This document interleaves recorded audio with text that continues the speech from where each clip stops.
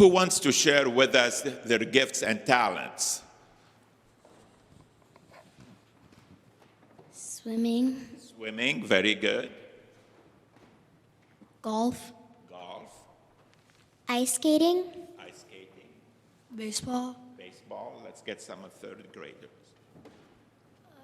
music, Music, mixed martial arts, okay, martial arts, very nice.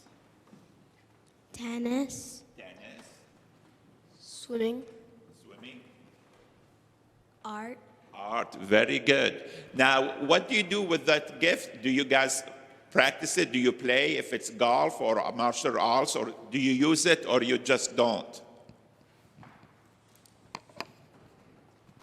you use it. Okay, We help others with it. okay.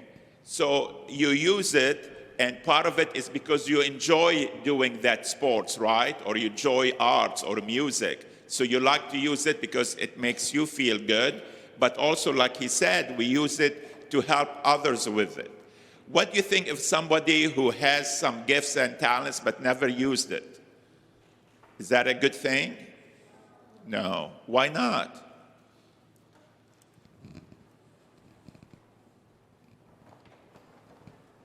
Because if you never use it, you'll never discover it. Right. If you never use it, you never discover it.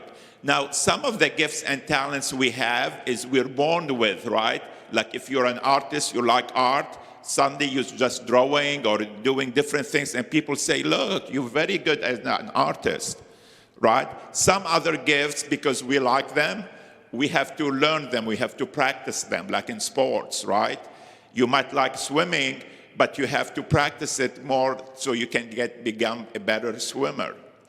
But some other kind of gifts and talents we're born with are like being a kind person, being a good listener, being generous, being someone who's really merciful. These also are gifts and talents that we're born with. Where do those gifts and talents come from? Let's ask. God? Those come from God because we're born with them. God gave us those gifts. And because God gave us those gifts, He wants us to use them with one another, right? We don't have to be merciful with God. We don't have to be generous with God. God has everything. But we need to be generous, merciful, kind, maybe helping others with our brothers and sisters. So if we don't use those gifts too, just like if we don't practice or play soccer, if you're good at soccer or baseball or football, then also we're going to lose those gifts. We'll become less kind, less generous, less willing to help others. So we need to practice them and use them so we can get better in them, and so we can offer them to God and to one another. What one other gift that we all have?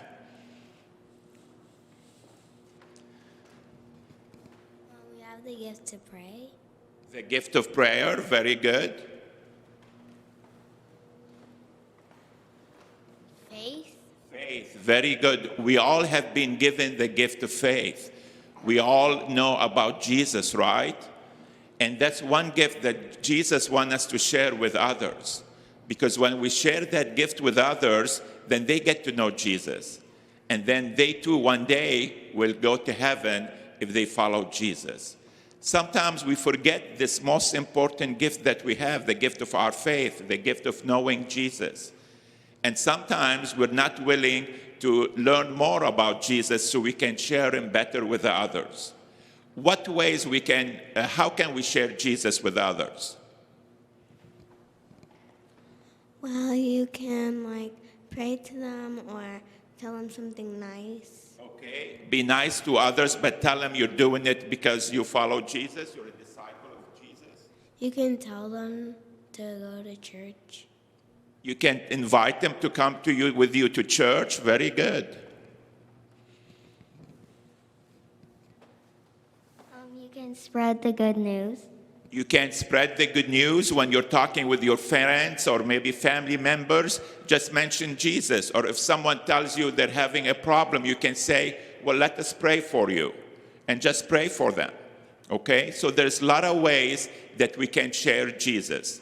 And now as we approach Thanksgiving and then Christmas, it's a great way to share Jesus with others because everybody is getting ready for Christmas to celebrate the birth of Jesus. But sometimes we forget that it's about Jesus, and we focus only on ourselves, on what we want for Christmas. So let's keep in mind that in the next month or so, think about how can I share Jesus with others?